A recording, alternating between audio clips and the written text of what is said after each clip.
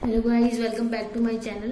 तो पिछली वीडियो में हमने देखा नगरों और कस्बों का वर्गीकरण कैसे किया गया था।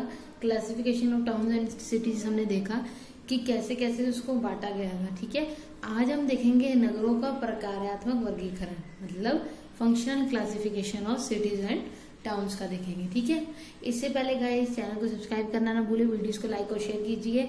ऑनलाइन क्लासेस अवेलेबल कर दी है मैंने, तो 1st to 8th all subject, 9th 10th के सोशल साइंस, आपका 11th 12th की सोशियोलॉजी, बीए सोशियोलॉजी और एमए सोशियोलॉजी, सबके लिए ऑनलाइन क्लासेस अवेलेबल है। हाँ, बट ये फ्री नहीं है, तो आप मुझे या तो व्हाट्सएप नंबर नीचे दिया हुआ है डिस्क्रिप्शन में या आपका कमेंट बॉक्स में होगा, उसमें आप देख के व्हाट्सएप नंबर पे आप मैसेज करिए मुझे, फिर मैं आपको बताऊंगी उसके चार्जेस क्या है। और ये पर्सनल ऑनलाइन क्लासेस है, मतलब उसमें आपको सिर्फ एक पर्सन को ही पढ़ाया जाएगा ताकि आपको क्लियर से समझ आए। ठीक है, ग्रुप से पढ़ाई नहीं होगी, क्लियरली होम ट्यूशन की तरह जैसे क्लासेस होती हैं वैसे आपको ऑनलाइन क्लासेस प्रोवाइड की जाएगी। टॉपिक वाइज भी हो सकती है और वो सिलेबस वाइज भी हो सकती है, आपको जैसे ऑनलाइन क्लासेस चाहिए हो। ठीक है, तो इसके लिए आप या तो टेलीग्राम लिंक पे मैसेज भी भेज सकते हैं या नीचे जो व्हाट्सएप नंबर दिया है उस पर मुझे मैसेज भी कर सकते हैं। तो ज़्यादा बातें न करते हुए हम वीडियो की तरफ चलते हैं और देख लेते हैं कि नगरों और कस्बों का वर्गीकरण प्रकारात्मक यानी कि कार्यात्मक वर्गीकरण कैसे किया गया है। नगरों का प्रकारात्मक वर्गीकरण, फंक्शनल क्लासिफिकेशन ऑफ सिटीज, वाणिज्यिक केंद्र, कॉमर्स सेंटर।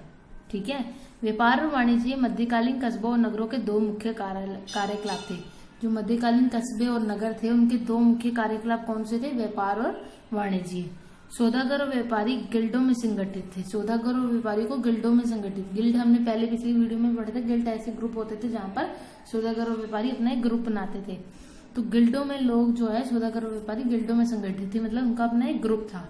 ये गिल्ड वस्तु और सेवाओं के वितरण के अतिरिक्त बैंक का कार्य भी करते थे। ये जो गिल्ड थे वस्तु और सेवाओं के वितरण के अतिरिक्त बैंक का कार्य भी करते थे और उन्हें सामान्यतः जनता का पैसा मिलता था और इस पर नियमित ब्याज दिया जाता था।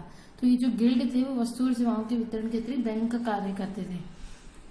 वस्तु और सेवाओं का वितरण के के अतिरिक्त बैंक का कार्य भी करते थे और सामान्यतः जनता का पैसा मिलता था और इस पर नियमित ब्याज दिया जाता था। जो जनता का पैसा होता था उस पर नियमित ब्याज दिया जाता था। जो गिल्ड थे मतलब ग्रुप थे, साधारण न्यायालय के रूप में भी कार्य करते थे और राजा भी उनके प्रथागत कानूनों को स्वीकार करता था।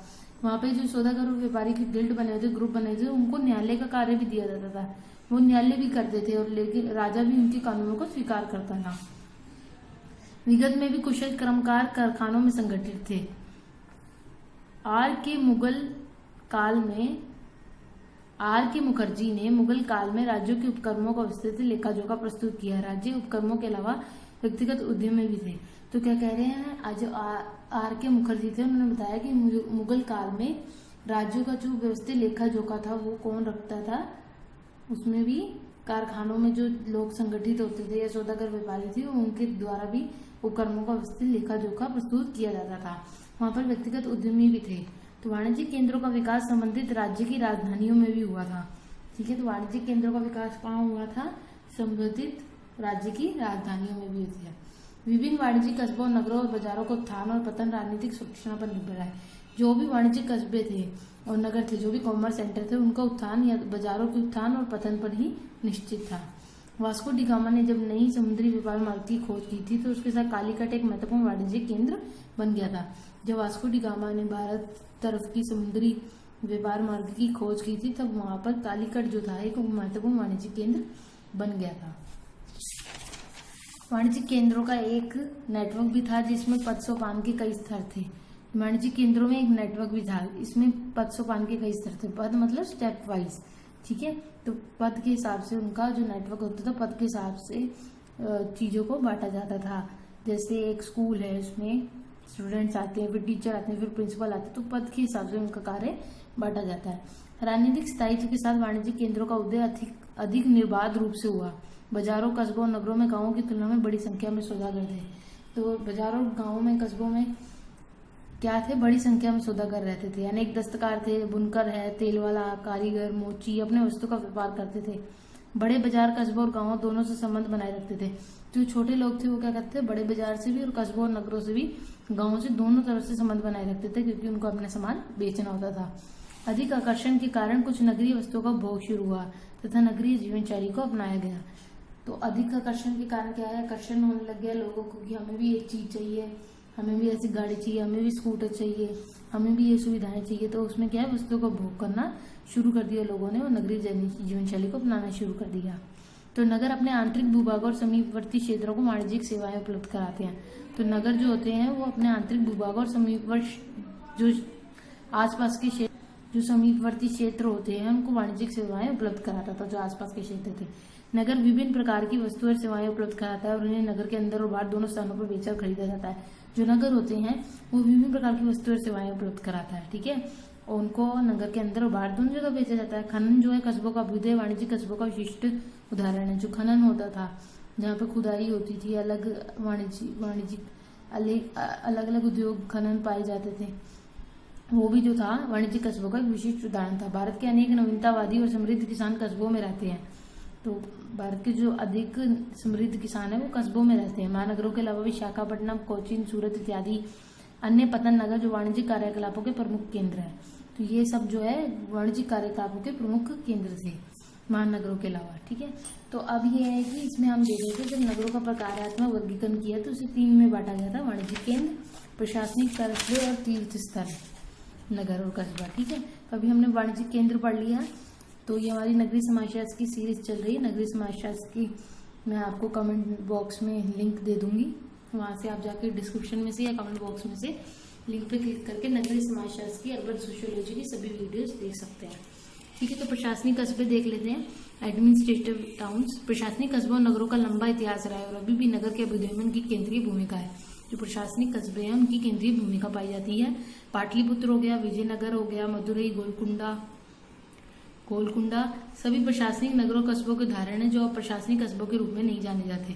ये उदाहरण है कि पुराने टाइम में इनको प्रशासनिक कस्बों के रूप में, एडमिनिस्ट्रेटिव टाउन्स के नाम से जाना जाता था। दिल्ली के विभिन्न नगरों में से प्रत्येक का निर्माण विभिन्न राजवंशियों के द्वारा किया गया था। दिल्ली के बहुत सारे नगर हैं, उन्हें किसने बनवाया था, राजवंशियों ने बनवाया था। साम्राज्यों की धन संपन्नता और खुशहाली का मानदंड राजधानी नगरों की समृद्धि था। जो साम्राज्यों की धन संपदा थी, खुशहाली का मानदंड था, राजधानी नगरों की समृद्धि था। तो जो साम्राज्यों की धन संपन्नता थी, जो कि मतलब उनके पास, साम्राज्य के पास जो धन पाया जाता था और उनका वो नगरों में क्या कहते थे, राजधानी की, जो अपना राजधानी था, जैसे अगर उन साम्राज्य वालों के पास धन है, ठीक है, तो वो अपनी राजधानी पे लगाते थे, अपनी नगरों की समृद्धि करते थे, ठीक है, उनको बढ़ावा देते थे, आगे आगे उनकी प्रोग्रेस करते, डेवलपमेंट करते थे, विकास करते थे। निम्न स्तरों पर अनेक प्रांतीय और निम्न प्रशासनिक राजधानियों का महत्व साम्राज्यों के अंदर राजनीतिक और प्रशासनिक प्रक्रियाओं के कारण था। तो निम्न स्थानों पर अनेक प्रांतीय और निम्न प्रशासनिक राजधानियों का महत्व किया जाता था, ठीक है, मतलब अलग अलग जो प्रशासनिक राजधानियां थी वहां पर उनको राजनीतिक और प्रशासनिक प्रक्रियाओं के अंदर देखा जाता था। अनेक प्रशासनिक कस्बे थे और नगर के विभिन्न राज्यों के मुख्यालय हैं, जैसे पटना, लखनऊ, चंडीगढ़, गुवाहाटी इत्यादि। ये जो अनेक प्रशासनिक कस्बे भी पाए जाते थे और जहाँ पे नगर के विभिन्न राज्यों के मुख्यालय हैं, ठीक है। अब इसके बाद प्रशासनिक कस्बों में सिर्फ राजधानी ही सम्मिलित नहीं है, अपितु अन्य नगर और कस्बे भी है। प्रशासनिक नगरों में सिर्फ की प्रशासनिक कस्बे हैं जिसमें सिर्फ राजधानी नहीं आएगी, अलग नगर भी आएंगे, कस्बे भी आएंगे जो प्रशासनिक और सार्वजनिक कार्य संपन्न करते हैं, जो ऐसा प्रशासनिक और सार्वजनिक कार्य करते हैं जो पूरे समाज के लिए उपयुक्त हो। उस समय उनकी छोटी छोटी रियासतें भी थी जिनकी राजधानी छोटी से लेकर बड़ी नगरीय प्रशासनिक कस्बे और नगर तक थे।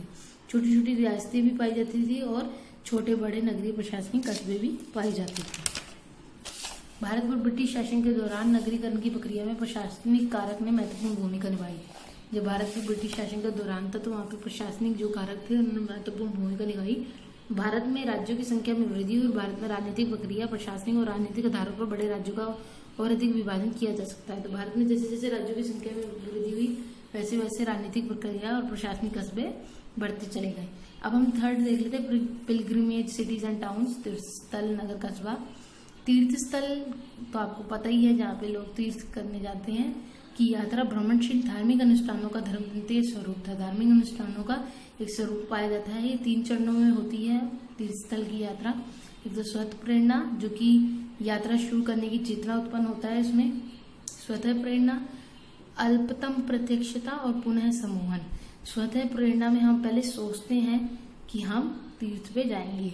अल्पतम में क्या होता है, हम दूसरा स्वयं यात्रा और तीर्थ यात्रा के विभिन्न अनुभव, तो हम जाते हैं और उनके अनुभव लेते हैं तीर्थ यात्रा के। और तीसरा पुनः सम्मोहन, जब अंतिम अवस्था होती है तीर्थ यात्रा से घर लौटते हैं। ठीक है, तो पहली अवस्था में जब हम सोचते हैं कि हमें तीर्थ यात्रा करनी है, दूसरा जब हम देखते हैं वहां पे जाते हैं हम उसका अनुभव करते हैं तीर्थ का, और तीसरा जब हम पुनः समूहन जब हम घर को वापस लौट आते हैं।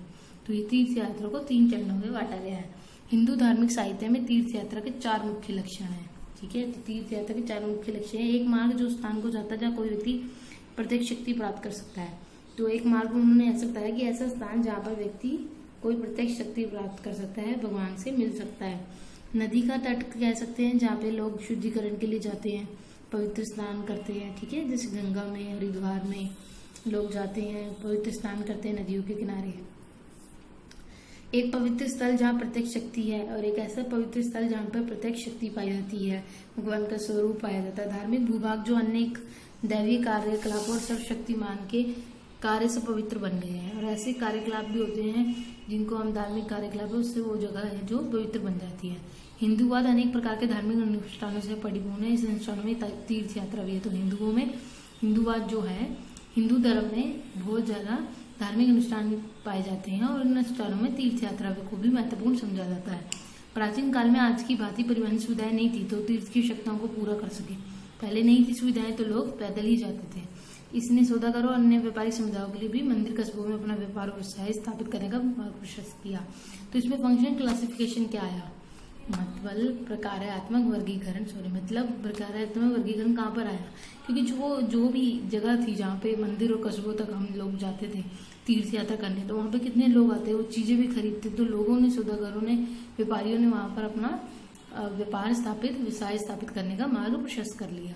तीर्थ के अखिल भारतीय केंद्र उत्तर में हिमालय में केदारनाथ, बद्रीनाथ, दक्षिण में रामेश्वर, पूर्व में पुरी और पश्चिम में द्वारका जो स्थित थे। यहाँ पे क्या है, लोगों ने अपना कार्य खोलना शुरू कर दिया, क्योंकि वहाँ लोग बहुत ज्यादा जाते हैं तीर्थ यात्रा पे, तो वहाँ पे क्या है, उनकी चीजें बिकती है।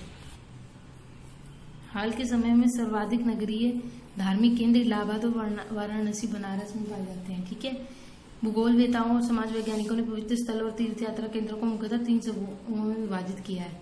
पहले हमने देखा कि तीर्थ यात्रा को 3 चरणों में विभाजित किया था। अब कुछ वैज्ञानिकों ने इसको 3 समूहों में विभाजित किया है। पहला, नदी और जल प्रवाह के समय पवित्र स्थल, जो नदी के पास पवित्र स्थल पाए जाते हैं, या विशेष देवभूमि जहाँ पर पूजा स्थल पाए जाते हैं, विशेष देवताओं की पूजा होती है, या मंडल स्थल जहाँ पर उपासकों के दर्शन की दृष्टि से महत्वपूर्ण है, जहाँ पर उपासकों का दर्शन किया जाता है, मतलब भगवान के दर्शन किए जाते हैं।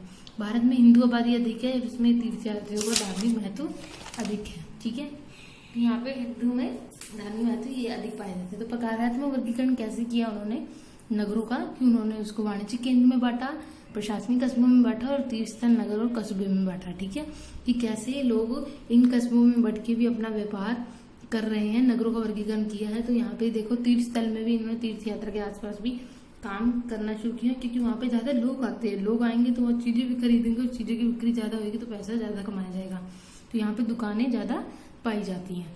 तो अब हम नेक्स्ट वीडियो में ये देखेंगे कि नगरीय समाजशास्त्र का विकास कैसे हुआ, शिकागो संप्रदाय का सारा देखेंगे, मानव परिस्थिति का अध्ययन देखेंगे, जो कि रॉबर्ट ई पार्क की ह्यूमन इकोलॉजी है थ्योरी, ये बहुत इंपॉर्टेंट है। रॉबर्ट ई पार्क की मानव परिस्थिति सिद्धांत, ह्यूमन इकोलॉजिकल थ्योरी, ये हम देखेंगे नेक्स्ट वीडियो में। अभी के लिए बाय। वीडियोस को लाइक कीजिए, शेयर कीजिए, चैनल को सब्सक्राइब करना ना भूलें, और ऑनलाइन क्लासेस के लिए आप मुझे मैसेज कर सकते हैं। मिलते हैं नेक्स्ट वीडियो में।